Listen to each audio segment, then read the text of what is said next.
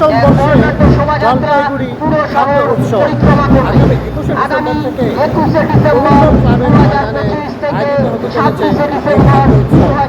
আজ 19শে ডিসেম্বর খেলার মাঠে এক শোভাযাত্রা জলপাইগুড়ির রাজপথে এবং বহিরাগত শিল্পীদের দ্বারা মূলত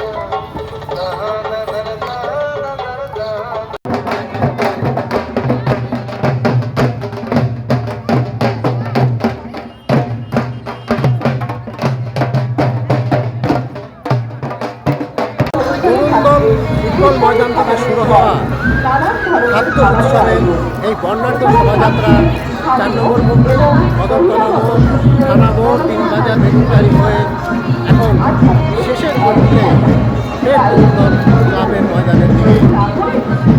এদিনের এই বর্ণাঢ্য শোভাযাত্রা সাধারণ মানুষ উৎসাহের সঙ্গে আনন্দের সঙ্গে পূরণ করেছেন। জলপাইগুড়িবাসী সহ তথা আপামর জনসাধারণের কাছে আবেদন, জলপাইগুড়ি খাদ্য উৎসবে আসুন, উপভোগ করুন রকমারি রসনা সম্ভার এবং সেই সঙ্গে অনন্য সাংস্কৃতিক অনুষ্ঠান।